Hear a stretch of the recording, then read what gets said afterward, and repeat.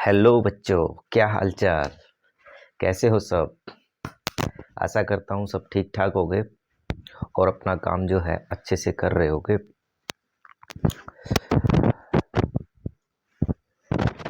मन लगाकर पढ़ाई कीजिए। टाइम बहुत कम बचा है। एग्ज़ाम में होने में आपके बस कुछ ही दिन बचे हैं।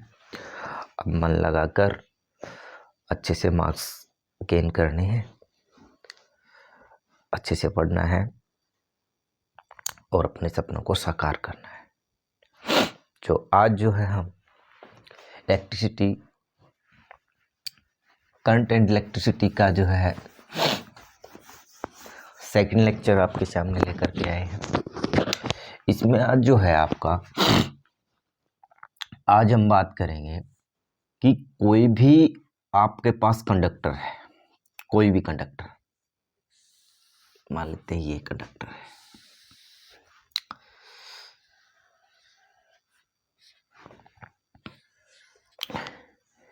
ये कंडक्टर है,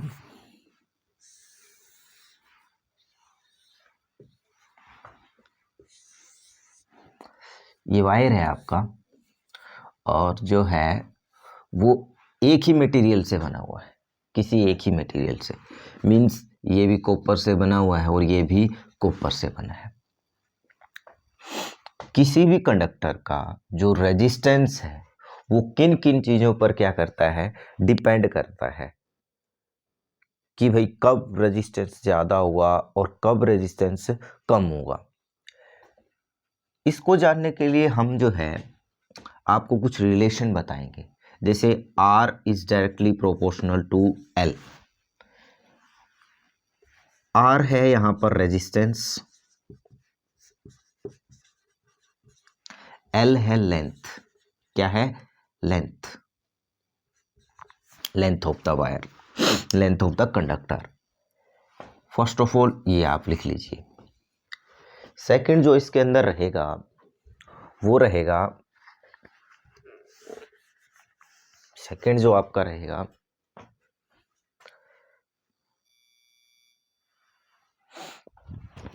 सेकंड जो रहेगा वो रहेगा R is inversely proportional to area. ये आप लिख लेना, area of cross section, area of cross section. Area of cross section यानी कि आपका ये वाली उसकी मोटाई कितनी है वायर की, ठीक है। मीन्स उसकी जो एरिया ऑफ क्रॉस सेक्शन वो कितना चौड़ा है। मतलब ज़्यादा मोटा wire, area of cross section ज़्यादा, रेजिस्टेंस उतना ही कम, ठीक है। अब जो है हम क्या करते हैं, इन दोनों को कंबाइन करते हैं। इट्स मीन आपका R जो है वो डायरेक्टली प्रोपोर्शनल टू L होगा, inversely proportional to area of cross section होगा। इसको कैसे लिख सकते हैं? R is equal to rho into में L बाई ए। ये रो क्या है? रजिस्टिविटी। क्या है? रजिस्टिविटी, रजिस्टिविटी, रजिस्टिविटी, रजिस्टिविटी, ठीक है। ये रजिस्टिविटी है। अब इससे हम जो है प्रैक्टिकली समझते हैं क्या चीज़ें हैं। मान लेते हैं आपके पास कोई वायर है और वो जो वायर है आपका बहुत ही क्या है, क्या सेम कॉपर से बना हुआ है दोनों वायर्स। एक की जो लेंथ है आपसे पूछ लिया जाए, मान लिया कि इतना लंबा एक वायर है, कॉपर से बना हुआ है, लेंथ है 1 सेंटीमीटर। अब एक इतना लंबा वायर है, ठीक है। एरिया ऑफ क्रॉस सेक्शन दोनों का सेम है, एरिया ऑफ क्रॉस सेक्शन दोनों का सेम है, मतलब इसकी मोटाई और इसकी मोटाई में कोई डिफरेंस नहीं है। अब ये जो लेंथ है वो है 2 सेंटीमीटर है और ये भी किससे बना हुआ है? कॉपर से बना हुआ है। आपसे पूछ रहा है रेजिस्टेंस किसका ज़्यादा होगा। आपका आंसर क्या रहेगा? जिसकी लेंथ ज़्यादा उसका रेजिस्टेंस ज़्यादा। अब क्योंकि आपको बताया गया है रेजिस्टेंस क्या है, वो डायरेक्टली प्रोपोर्शनल है वो किसके, लेंथ के। मीन्स यदि आपका जो है रेजिस्टेंस, आप यदि लेंथ 1 सेंटीमीटर लेते हो, उस टाइम पे कोई रेजिस्टेंस R1 है और लेंथ को आप 2 सेंटीमीटर कर देते हो, तो रेजिस्टेंस क्या होगा, 2R1 होगा बेटा। पहले वाले रेजिस्टेंस का क्या हो जाएगा, डबल, क्योंकि रेजिस्टेंस और लेंथ का रिलेशन कैसा है, डायरेक्टली प्रोपोर्शनल का। रेजिस्टेंस आपका क्या है, यदि आप लेंथ यदि आप किसी की क्या करोगे, डबल करोगे, तो रेजिस्टेंस भी क्या हो जाएगा, डबल। लेंथ को आप ट्रिपल करोगे तो रेजिस्टेंस भी कितना हो जाएगा, ट्रिपल टाइम हो जाएगा। ठीक है, पहले वाले रेजिस्टेंस का, पहले वाला रेजिस्टेंस R1 था, तो अब लेंथ को आपने क्या किया, डबल किया, तो पहले वाले रेजिस्टेंस का क्या हो जाएगी, ये आपका जो नया रेजिस्टेंस आएगा वो डबल आएगा। मीन्स पहले यदि रेजिस्टेंस 1 ओम था, तो अब कितना हो जाएगा, 2 ओम हो जाएगा। लेंथ को आप 3 टाइम कर दीजिए, तो आपका जो पहले वाले रेजिस्टेंस का अब ये जो है वो क्या हो जाएगा, 3 टाइम हो जाएगा। इट्स मीन पहले 1 था तो 3 ओम आंसर आएगा अब हमारा न्यू रेजिस्टेंस निकल करके। इससे ये पता चलता है लेंथ का और रेजिस्टेंस का रिलेशन कैसा है, डायरेक्टली का। ये इसको 2 टाइम करोगे ये भी 2 टाइम, इसको 3 टाइम करोगे ये 3 टाइम, इसको 4 टाइम करोगे तो ये भी 4 टाइम हो जाएगा। ठीक है, अब जो बात करते हैं हम एरिया ऑफ क्रॉस सेक्शन पे, एरिया ऑफ क्रॉस सेक्शन पे। इसके बावजूद हमने कुछ न्यूमेरिकल्स करने हैं, ये थोड़ा सा आपको देखना है। मैंने बोला कि अब एरिया ऑफ क्रॉस सेक्शन देखो, पहले इसकी रेडियस थी, इसकी वायर की वो थी, या फिर डायामीटर देगा आपको, क्या देगा, diameter of the wire, diameter of the wire देगा वो आपको, वो दे देगा कि डायमीटर ऑफ द वायर है 2 सेंटीमीटर। ठीक है, अब जो है इसकी लेंथ सेम रखी, लेंथ सेम रखी 2 सेंटीमीटर, ये लेंथ भी कितनी मान लेते हैं, सॉरी इसको आप 4 सेंटीमीटर मान लो, ये भी आपकी 4 सेंटीमीटर है। बट अब की बार इस वायर का क्या कर दिया, इस वायर का एरिया ऑफ क्रॉस सेक्शन क्या कर दिया, डबल कर दिया। कैसे, डायामीटर क्या कर दिया, डबल कर दिया, डायामीटर डबल कर दिया। डबल मीन्स जो है अब जो है आपका 4 सेंटीमीटर हो गया है। अब आपसे इसके रेजिस्टेंस की वैल्यू पे क्या इफेक्ट पड़ेगा वो आपसे जानना चाहता है। How much effect, what will be the effect, what will be the effect on resistance of the wire, resistance of the wire। यदि आपने क्या कर दिया, इसका डायमीटर डबल कर दिया। अब आपसे मैंने बोला कि एक रिलेशन होता है R is inversely proportional to area of cross section. ठीक है सर, इससे आप एक बात ध्यान कर लेना, इसको मैं प्रूव करूंगा, वैसे पहले बता देता हूं क्या होगा। रेजिस्टेंस पे क्या इफेक्ट पड़ेगा, एरिया डबल होगा ना, एरिया ऑफ क्रॉस सेक्शन क्या किया है, इन्होंने डबल किया है, 4 सेंटीमीटर किया है, डायमीटर डबल किया है, तो एरिया पे क्या इफेक्ट पड़ेगा ये देखते हैं हम एक बार। पहले तो फर्स्ट टाइम आपका एरिया कितना आएगा, पाई R1 का स्क्वायर। सेकेंड टाइम क्या आएगा, पाई R2 का स्क्वायर। आर क्या है, यहाँ पर रेजिस्टेंस नहीं है, यहाँ पर क्या है, radius of the wire. Radius of the wire first time कितना आएगा, पाई, और R1 यहाँ पर R आ जाएगा 1 सेंटीमीटर, क्योंकि ये डायमीटर है, रेडियस आ जाएगी 1 सेंटीमीटर, यहाँ पर रेडियस कितनी आ जाएगी 2 सेंटीमीटर। ठीक है, तो ये हो जाएगा 1 का स्क्वायर, इट्स मीन पाई। ठीक है, आंसर क्या आएगा, पाई। यहाँ पर देखिए पाई R2 मीन्स 2 का स्क्वायर, क्या आया 4 पाई, कितना आया 4 पाई, यानी कि पहले एरिया पाई था, अब एरिया कितना हो गया है 4 पाई। इट्स मीन यदि आप क्या करते हो, किसी का डायमीटर या फिर आप रेडियस को क्या कर देते हो, डबल कर देते हो किसी वायर की, तो उसका एरिया कितना हो जाता है 4 टाइम हो जाता है। एरिया क्या हो जाता है, 4 टाइम हो जाता है। ठीक है सर, एरिया क्या हो गया, 4 टाइम हो गया। ठीक है, एरिया 4 टाइम हो गया। ठीक है, पहले एरिया ए था, अब A1, अब एरिया क्या हो गया है, A2 हो गया है। ठीक है, यानी कि पहले एरिया A1 था, अब एरिया A2 हो गया है।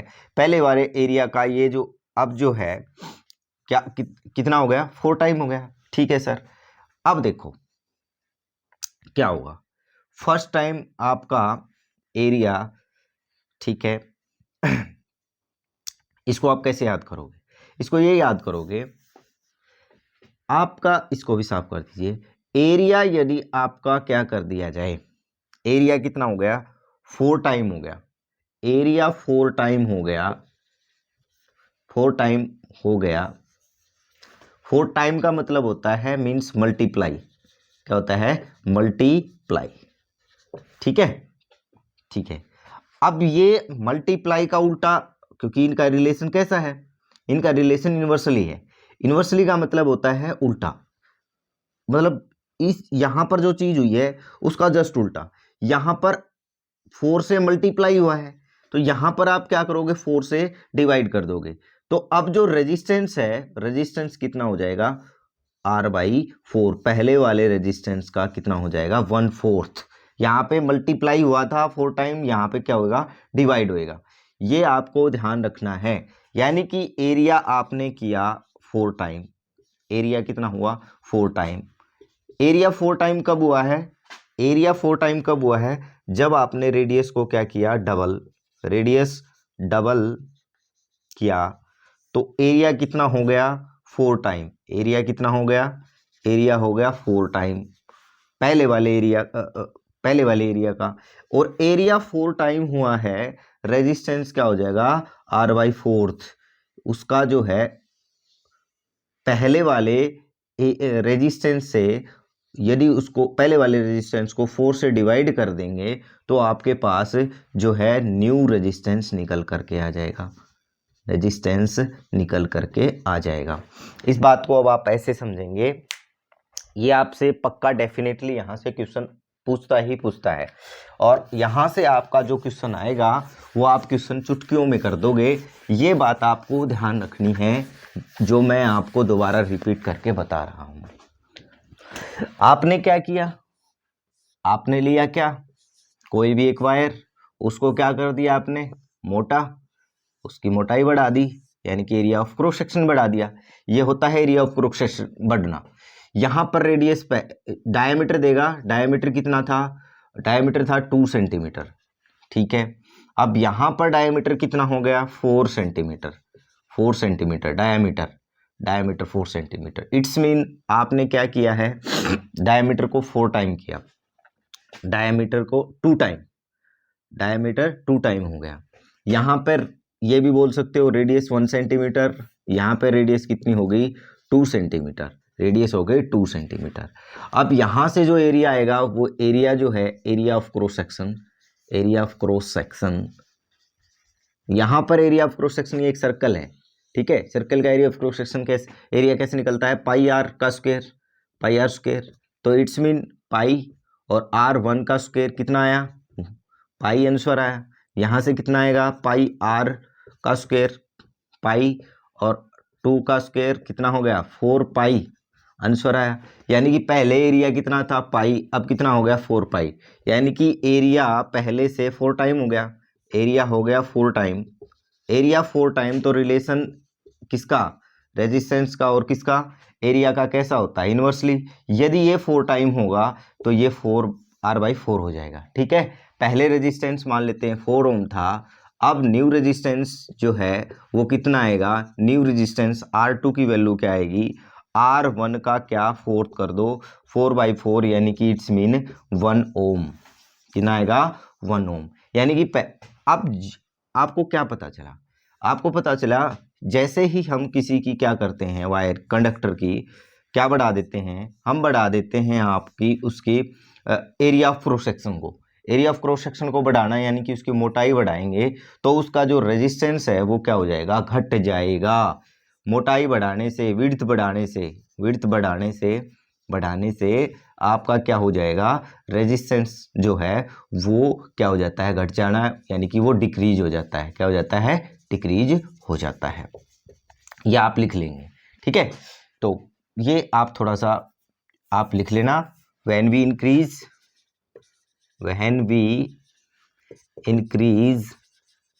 the width of wire, then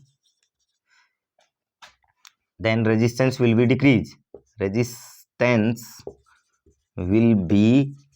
decrease, decrease। दूसरा इसके अंदर रहेगा, एक आपको थिन वायर दे देगा, एक आपको थिक वायर दे देगा, सेम उससे बने हुए हैं, ठीक है, थिक वायर दे देगा। तो आपसे पूछेगा रेजिस्टेंस किसका ज्यादा होगा, रेजिस्टेंस होता है थिन वायर का ज्यादा। किसका ज्यादा होता है, थिन वायर का। इसीलिए हम जो अपने फ्यूज होते हैं, इलेक्ट्रिक फ्यूज होते हैं, उसके अंदर बहुत ही आपका क्या है, thin wire, very thin wire use करते हैं, ठीक है। क्योंकि थिन वायर का रेजिस्टेंस क्या होता है, ज्यादा होता है, और जिसका रेजिस्टेंस ज्यादा होगा तो वो अपने अंदर से करंट को कम पास होने देगा, ठीक है। ये आपको नोटिस में डाल लेना है।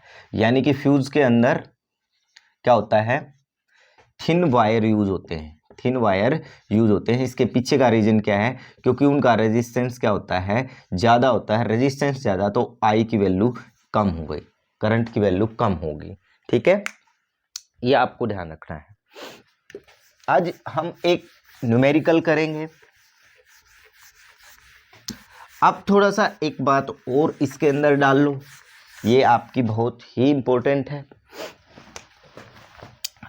अब आपने एक रिलेशन निकाला है, R is equal to rho L by a. Rho क्या है, रजिस्टिविटी, ठीक है, रो रजिस्टिविटी है। L क्या है, लेंथ ऑफ वायर, ए क्या है, एरिया ऑफ क्रॉस सेक्शन, ठीक है। आर है आपका रेजिस्टेंस। देखिए, रेजिस्टिविटी की डेफिनेशन पूछी जा सकती है आपसे। आप रेजिस्टिविटी को क्या बोलोगे, रेजिस्टिविटी रेजिस्टेंस के बराबर है, इक्वल टू रेजिस्टेंस व्हेन आपकी लेंथ कितनी हो, 1 सेंटीमीटर या 1 मीटर स्क्वायर, 1 मीटर, और एरिया क्या है आपका, एरिया कितना आ जाए, 1 सेंटीमीटर स्क्वायर या 1 मीटर स्क्वायर। आप ये ध्यान रखना, यानी कि जब आपकी लेंथ की वैल्यू 1 सेंटीमीटर हो जाए, एरिया की वैल्यू क्या हो जाए, 1 सेंटीमीटर स्क्वायर हो जाए, तो रेजिस्टेंस किसके बराबर आ जाएगा, रेजिस्टिविटी के बराबर आ जाएगा। Resistivity is the resistance when the length of the wire is 1 centimeter and the area of cross section is 1 centimeter square, then resistance और रेजिस्टिविटी क्या होते हैं, इक्वल होते हैं। ये ही इसकी डेफिनेशन होती है, ठीक है। आपसे पूछी जा सकती है, what is the unit of resistivity, resistivity की यूनिट क्या होगी, रेजिस्टिविटी की यूनिट होगी, रो को इसी तरफ रखा, एरिया उस तरफ जाके मल्टीप्लाई में हो जाएगा, लेंथ आ जाएगी डिवाइड में। रेजिस्टेंस को किस में मापते हैं, ओम में, और एरिया को किस में मापते हैं, मीटर या सेंटीमीटर स्क्वायर में, सेंटीमीटर स्क्वायर में, और लेंथ को सेंटीमीटर में।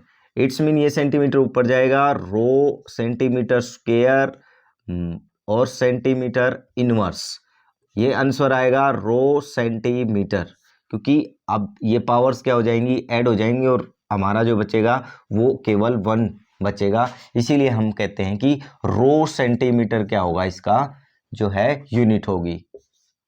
What is the unit of rho centimetre, ठीक है। ये आपको ध्यान रख लेना है। ये मैंने इसके ऊपर जो जितने भी चीजें हो सकती थी वो आपको बता दी हैं, ठीक है। रेजिस्टिविटी निकालनी पूछ सकता है आपको न्यूमेरिकल के अंदर, बट आज हम एक न्यूमेरिकल करेंगे, और वो न्यूमेरिकल आपके कहीं ना कहीं एग्जाम में उससे रिलेटेड पक्का पूछा जाएगा। हम जो है 2 लेक्चर बनाएंगे न्यूमेरिकल बेस्ड। आज जो हम न्यूमेरिकल करने वाले हैं वो रेजिस्टेंस बेस होगा, और जो भी आपका है उससे बहुत सारी चीजें आपकी निकल जाएंगी। एक बात और ध्यान रख लेना, आगे से यदि आपका ये लेंथ L है, ठीक है। और इसी वायर को क्या बना दिया, पतला बना दिया आपका, इसको थोड़ा सा पतला बना दिया। इट्स मीन इसकी लेंथ जो है वो क्या कर दी है, लेंथ कर दी है आपकी डबल, यानी कि ये L था तो ये कितनी हो गई, 2L हो गई, ठीक है। अब जो है आपको ध्यान रखना है, एरिया कितना हो जाएगा, हाफ हो जाएगा। कितना हो जाएगा, क्योंकि area of cross section half हो जाएगा। ये आपको कुछ बातें याद करनी है, बहुत जरूरी है, क्योंकि अब बार बार आपका दिमाग जो है इन चीज़ों को सोच नहीं पाएगा एकदम से आपको, इसीलिए मैं एक शॉर्ट ट्रिक दे रहा हूँ इसके लिए। ये आपका मान लो L है, और ये आपने बढ़ा करके आपने इसकी जो पतला कर दिया है, और जो आपकी लेंथ है वो क्या कर दी है, 3 टाइम पहले वाली लेंथ का, तो एरिया भी क्या हो जाएगा, A/3 हो जाएगा। ऐसे ही आपका यदि ये L है और वो आपकी क्या हो जाए, वो आपकी पतला करके आपकी क्या कर दी जाए, 4L कर दी जाए, तो एरिया क्या हो जाएगा, A/4 हो जाएगा। ये आपको नोटिस डाल लेना है। अब ऐसे ही आपका क्या हो, एरिया तो आपका क्या हो, मान लिया कोई एरिया A है, ये अब मान लेते हैं ये एरिया A है, ठीक है। और ये आपकी कोई लेंथ L थी, ये लेंथ L थी, ये कोई लेंथ L थी, ये एरिया था। अब ये एरिया A था, लेंथ L थी, अब इसको क्या बना दिया, इसको मोटा बना दिया, ऐसे मोटा बना दिया, इसको सिकुड़ के कॉन्ट्रैक्शन करवा करके। अब क्या होगा, कॉन्ट्रैक्शन करवा के यदि आपने लेंथ को L/2 किया है, L/2 किया है, तो एरिया क्या होगा, 2 टाइम हो जाएगा। लेंथ को आपने L/3 किया है, लेंथ को आपने क्या किया है, L/3 मोटा कर दिया इसको, तो आपका एरिया कितना हो जाएगा, 3 टाइम हो जाएगा। यदि आपने लेंथ को क्या किया है, L/4 कर दिया, L/4 का मतलब है मोटा बना दिया है, पहले वाली लेंथ जो है अब वो कम हो गई है पर मोटा ज़्यादा हो गया है, तो एरिया ऑफ क्रॉस सेक्शन कितना हो जाएगा, 4 टाइम बढ़ जाता है। ये आप नोटिस में डाल लेना, ये शॉर्ट ट्रिक है भाई इसकी, ठीक है। अब जो है बात करते हैं नेक्स्ट, आज का एक धुआंधार न्यूमेरिकल और बहुत अच्छा न्यूमेरिकल।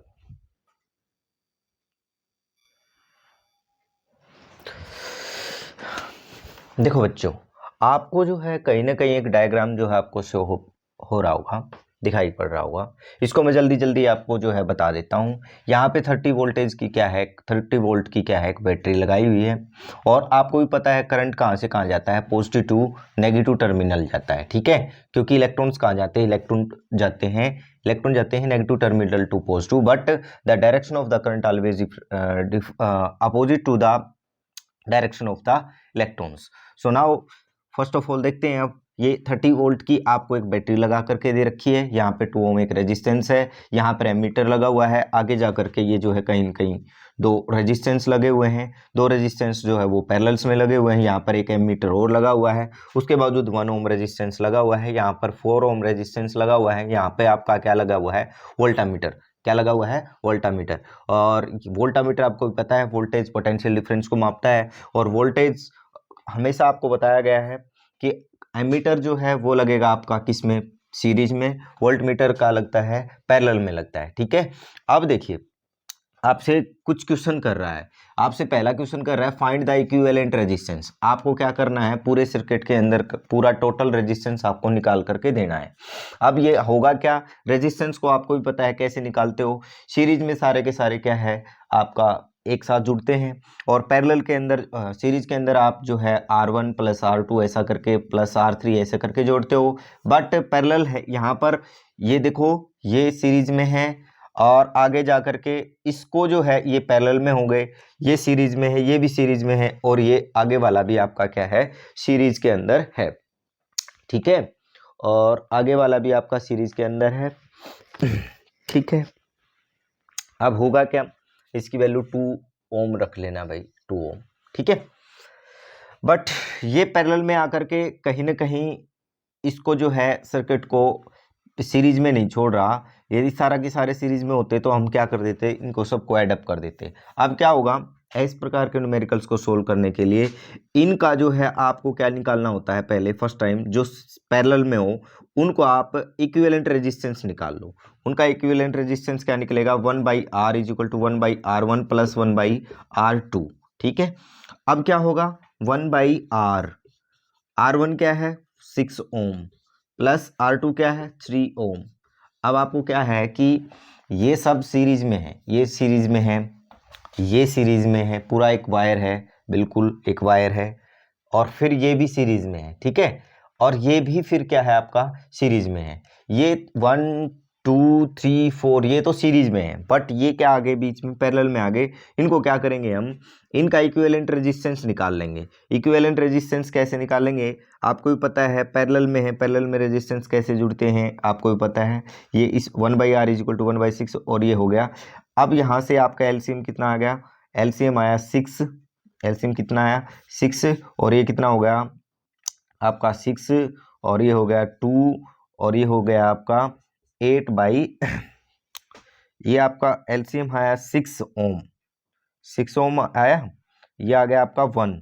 ठीक है, और ये हो गया 3/6, 1/2, इट्स मीन 1/R किसके बराबर आया आपका 1/2 के इक्वल टू। ठीक है, अब R किसके इक्वल आ जाएगा, R आ जाएगा आपका 2 के, किसके 2 के, यानी कि आपका इक्विवेलेंट रेजिस्टेंस आ गया 2 ओम। अब इस इक्विवेलेंट रेजिस्टेंस को आपको क्या करना है, अब इसको आप इमेजिनरी एक रेजिस्टेंस बना लीजिए और वो लिख दीजिए आपका 2 ओम। ठीक है, ये इन दोनों का इक्विवेलेंट रेजिस्टेंस आ गया 2 ओम, जो कि इन सब के क्या होगा अब सीरीज में ही होगा। ठीक है, अब रेजिस्टेंस जोड़ दीजिए। अब ना तो इसको जोड़ने की जरूरत है, ना ही इसको, इनके इक्विवेलेंट रेजिस्टेंस को जोड़ने की जरूरत है। और वो किस में आ गया आपका, ये आपका सीरीज में, इनके लिए ये भी सीरीज में, ये भी सीरीज में, ये भी सीरीज में, और ये भी सीरीज में। तो इक्विवेलेंट रेजिस्टेंस आ जाएगा कितना, R1 plus R2 plus R3 plus R4 plus R5, कितना हो गया R1 plus R2 plus R3 plus R4 plus R5। ठीक है सर, R1 कितना है रेजिस्टेंस, R1 रेजिस्टेंस R1 है 2 प्लस 1 प्लस 4 प्लस 2, कितना हुआ 2 4 4 8 9 और 2 11 हो गया, कितना हो गया 11, ये हो गए 6। ठीक है सर, ठीक है, आप इतना इसको याद करना। उसके बावजूद है आपका 11 ओम आंसर आया ये हमारा। ठीक है, अब क्या होगा, अब हम नेक्स्ट चलते हैं। नेक्स्ट ये आपका फर्स्ट का आंसर आ चुका है, reading of first ammeter, reading of first ammeter. ठीक है सर, एक बात आप ध्यान रखेंगे, जो मैं आपको बताऊंगा बहुत ही इंपॉर्टेंट है, ये आप ध्यान रख लेना। पहले का आंसर जो है इक्विवेलेंट रेजिस्टेंस कितना आया है 11 ओम आया है, 11 ओम आया है। ठीक है, अब होगा क्या, जब आपसे ये बोलेगा रीडिंग ऑफ फर्स्ट एमीटर, यानी कि एमीटर करंट कितना गुजर रहा है इसके अंदर से। अब होगा क्या, जो आपका क्या है एमीटर क्या बताता है, एमीटर बताता है आपका करंट, क्या है करंट, करंट। अब एक बात ध्यान रख लेना, यहां से मान लेते हैं आई करंट निकला। ठीक है, यहां पर आई करंट निकला निकला निकला, या आपको भी पता है, ये दो बातें मैंने लिखवा रखी हैं। सीरीज के अंदर करंट क्या रहता है, सेम रहता है, सीरीज के अंदर करंट सेम रहता है। ठीक है, सीरीज के अंदर करंट सेम रहता है, और पैरेलल के अंदर करंट सेम नहीं रहता है। पैरेलल के अंदर आपकी वोल्टेज सेम रहती है, क्या रहती है, वोल्टेज सेम रहती है, ये बात ध्यान रख लेना।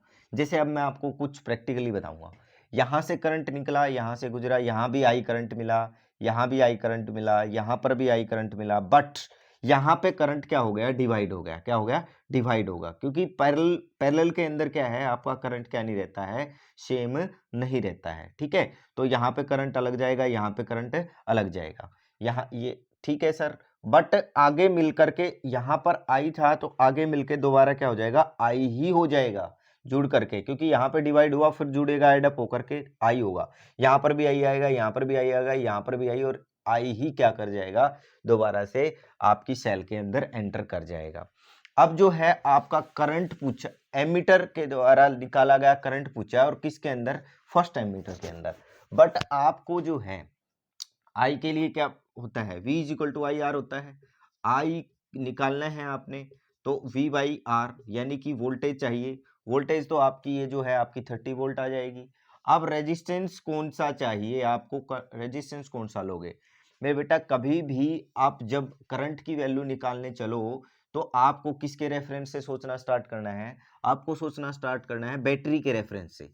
जो यहाँ पे सेल लगी हुई है ना, उसके रेफरेंस से आपने सोचना है। और बैटरी को या फिर आपके सेल को जो आपका रेजिस्टेंस दिखाई पड़ता है वो पूरे सर्किट का रेजिस्टेंस दिखाई पड़ता है, ना कोई अकेला ये रेजिस्टेंस दिखाई पड़ेगा, ना ही अकेला कोई ये रेजिस्टेंस दिखाई पड़ेगा। बैटरी को हमेशा जो रेजिस्टेंस होता है आपको क्या है, पूरा का पूरा जो सर्किट के अंदर टोटल रेजिस्टेंस है वो दिखाई पड़ेगा। और टोटल रेजिस्टेंस अभी हमने निकाला था, कितना निकाला था, 11 ओम। तो 30/11 क्या आ जाएगा आपका, करंट की वैल्यू आ जाएगी। 30/11 जो है आपकी करंट की वैल्यू आ जाएगी। ठीक है, ये आपका जो है क्वेश्चन इस प्रकार से होगा। ये बात ध्यान रख लेना, बैटरी या फिर सेल को जो आपका क्या होता है, करंट होता है, सॉरी रेजिस्टेंस होता है, वो क्या करता है, वो सारा का सारा जितना पूरा टोटल रेजिस्टेंस है ना किसका, सर्किट का, वो आपका क्या करेगा, वो दिखाई पड़ता है। कोई एक इंडिविजुअली कोई एक रेजिस्टेंस उसको कभी दिखाई नहीं पड़ता है। इस प्रकार जो है आपका ये सेकंड क्वेश्चन भी हो जाएगा। आगे चलिए, 30/11 यानी कि करंट की वैल्यू कितनी आई, करंट की वैल्यू आई 30/11। ठीक है, ये आपके करंट की वैल्यू आ गई, ये आपके टोटल रेजिस्टेंस की वैल्यू आ गई। अब बात आती है potential drops in 4 ohm and 6 ohm. Very important question है। पोटेंशियल ड्रॉप्स इन 4 ओम, ठीक है सर, ये आ गया आपका 4 ओम। और ये पूछ रहा है 6 ओम, 6 ओम के अंदर यहां पर आपकी किसकी वैल्यू पूछ रहा है, पोटेंशियल डिफरेंस की वैल्यू पूछ रहा है। ये जो आपका क्वेश्चन बड़ा ही इंपॉर्टेंट क्वेश्चन है, ये मैं जल्दी जल्दी में अभी आपको बता देता हूं। देखो यहां पर वोल्टामीटर लगा हुआ है, ये वोल्टामीटर क्या रीडिंग देगा। अब मुझे ये बताइए, आपसे पूछा है पोटेंशियल डिफरेंस, वोल्टेज की value, voltage V is equal to क्या होता है, IR। ठीक है सर, I की वैल्यू कितनी है, पूरे ये आपके मैंने बताया है हर जगह पर यहां पर I की वैल्यू डिवाइड होगी, बट यहां पर I की वैल्यू सबके लिए क्या रहेगी, सेम रहेगी। क्यों, क्योंकि ये सभी क्या हैं, सीरीज में है। क्या है, सभी के सभी किस में बेटा, सीरीज में है, सीरीज में है। तो वोल्टेज की वैल्यू निकालनी है, I की वैल्यू क्या रहेगी, 30/11 रहेगी, जो अभी निकाल ली थी सबके लिए। और आपकी क्या है, रेजिस्टेंस की वैल्यू कितनी है इसके लिए, 4। आंसर क्या आएगा, 120/11। ये आपका क्या आ जाएगा, वोल्ट, ये आपका आ जाएगा वोल्टेज की वैल्यू किसके लिए, 4 ओम के लिए। बट अब हमें सेकंड क्या निकालनी है, वोल्टेज की वैल्यू किसके लिए, 6 ओम के लिए भी निकालनी है। 6 ओम तो ये है। ठीक है सर, यहां पर हम वही formula V is equal to IR देखते हैं लगा पाएंगे या नहीं। वोल्टेज कितनी है, वोल्टेज हमें, हाँ अभी हमें इसके लिए वोल्टेज की वैल्यू भी नहीं पता है। आप कोई कह दे कि सर आपको वोल्टेज 30 वोल्ट रखनी है, नहीं, यहां पर वोल्टेज हम 30 वोल्ट नहीं रख सकते हैं। ठीक है, अब आपसे कहें रेजिस्टेंस आपको पता है सर, आप क्या कर लो, वोल्टेज अभी आपसे पूछा है कि वोल्टेज फाइंड आउट करनी है। वोल्टेज को हम कैसे फाइंड आउट करें, V is equal to IR। अब आपसे आपसे बोल दिया जाए कि सर करंट की वैल्यू इसके लिए हम कितनी रखें। अब सबसे बड़ी प्रॉब्लम तो हमारे लिए यही आएगी कि करंट की वैल्यू इसके लिए हम कितनी रखें। ठीक है, ठीक है सर। अब होगा क्या, अब इसको, इसमें जो है आपको क्या निकालना है, इसके लिए आपको वोल्टेज की फाइंड आउट करनी है। 6 ओम के लिए वोल्टेज की फाइंड आउट करनी है, वोल्टेज कितना होगा। अब हमें पता है V इज इक्वल टू किसके इक्वल होता है, V is equal to IR के। अब V is equal to IR होता है, अब यहां पर हमें वोल्टेज निकालना है, ये हमारे को पहले निकालने के लिए बोल रहा है। I की वैल्यू हमें पता नहीं कितना I, क्योंकि यहां पर 30/11 जो है क्या आया था हमारा, करंट आया था, एम्पियर करंट। अब ये आकर के क्या हो गया, डिवाइड, यानी कि अभी हमें ये भी नहीं पता कि I की वैल्यू क्या है, और ना ही वोल्टेज की वैल्यू अभी पता है, क्योंकि अभी ये निकालने के लिए बोल रहा है। हमें केवल रेजिस्टेंस की वैल्यू पता है, अकेली रेजिस्टेंस से हम क्या नहीं निकाल सकते, वोल्टेज की वैल्यू नहीं निकाल सकते। अब हमने क्या किया था, हमें ये पता है कि पैरेलल के अंदर वोल्टेज क्या होती है, सेम होती है। पैरेलल के अंदर वोल्टेज सेम होती है, यानी कि इतनी ही वोल्टेज इसमें मिलेगी, इतनी वोल्टेज इसमें मिलेगी, इतनी ही वोल्टेज इसमें मिलेगी। हमने ये रेजिस्टेंस निकाला था, इक्विवेलेंट रेजिस्टेंस दोनों का इक्विवेलेंट रेजिस्टेंस ये आ गया था। ठीक है सर, हमें ये पता है कि इसके अंदर आई की वैल्यू, क्योंकि ये सीरीज के अंदर है, ये तो सीरीज के अंदर है, सीरीज के अंदर आई की वैल्यू क्या होती है, सेम होती है। सीरीज के अंदर आई की वैल्यू सेम होती है, ये हम सबको पता है। और ये इसके अंदर आई की वैल्यू, अब यहां पर हम क्या करेंगे, यहां इसके लिए आई की वैल्यू पता है, आई की वैल्यू इसके लिए क्या है 30/11 एम्पियर, इसके लिए 2 ओम रेजिस्टेंस जो इक्विवेलेंट रेजिस्टेंस आया है। और इसके लिए हमें आर की वैल्यू भी पता है, कितनी है 2 ओम।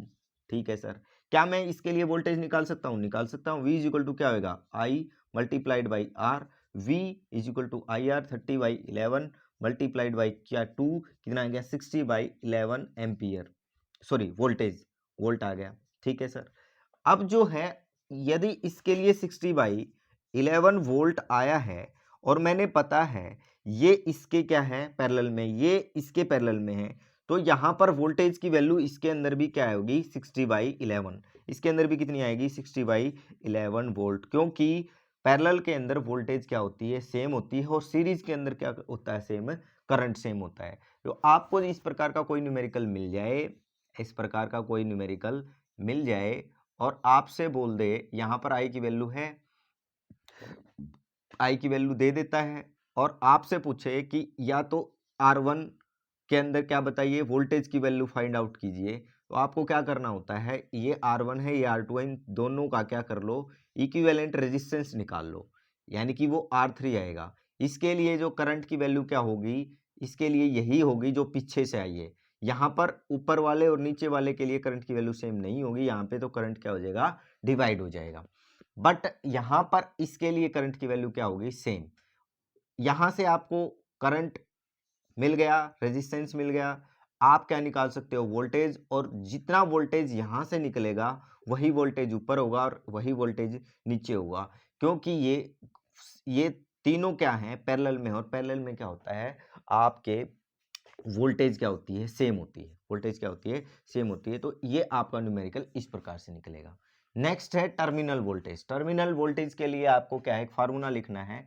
टर्मिनल वोल्टेज के लिए आपको एक फार्मूला लिखना है, खासकर सीबीएसई बोर्ड वाले बच्चों के लिए ये क्वेश्चन जो है बहुत बहुत इंपॉर्टेंट है। ठीक है, 2-3 बार वीडियो को जो है पॉज करके देखें, उसके बाद वो चीजें सारी समझ आ जाएंगी। टर्मिनल वोल्टेज यहाँ पे लिख लेना, terminal voltage, terminal voltage, terminal voltage किसके बराबर होता है, ईएमएफ माइनस क्या, I R, I R. R जो है वो है इंटरनल रेजिस्टेंस, क्या है, इंटरनल रेजिस्टेंस। इसको आपको थोड़ा सा 1 मिनट में समझा दूंगा मैं। जो बैटरी के बिल्कुल नजदीक लगता हो, जो भी रेजिस्टेंस, जैसे ये 2 ओम रेजिस्टेंस है, ये आपका बैटरी के बहुत ही नजदीक है, कनेक्ट में है, और इसको आप हमेशा स्मॉल आर से दिखाओगे। ठीक है, ये जो वैल्यू है ये होती है इंटरनल रेजिस्टेंस की। कभी भी बैटरी के नजदीक वाला देखिए रेजिस्टेंस, वही क्या होगा, आपका इंटरनल रेजिस्टेंस होगा। तो V terminal voltage, terminal voltage जो है आपकी वैल्यू कितनी आएगी, ईएमएफ। ईएमएफ क्या होता है, ये जो आपकी बैटरी की जो वैल्यू होती है ना 30 वोल्ट, ये होती है ईएमएफ, माइनस आई की वैल्यू कितनी बताई 30/11, क्योंकि ये निकाल लिया था हमने। आर की वैल्यू अब की बार कौन यूज करोगे, 2, तो ये हो जाएगा 30 वोल्टेज माइनस 60/11 जो है वोल्ट, ये आपका जो है 11, ये हो जाएगा आपका 3, ये हो जाएगा 60, ये कितना हो जाएगा, ये हो जाएगा 270/11, ये आपकी क्या आ जाएगी वोल्ट, ये आपकी आ जाएगी terminal voltage. Thank you class, have a nice day. फिर मिलेंगे एक नए एपिसोड के साथ और नए कंसेप्ट के साथ।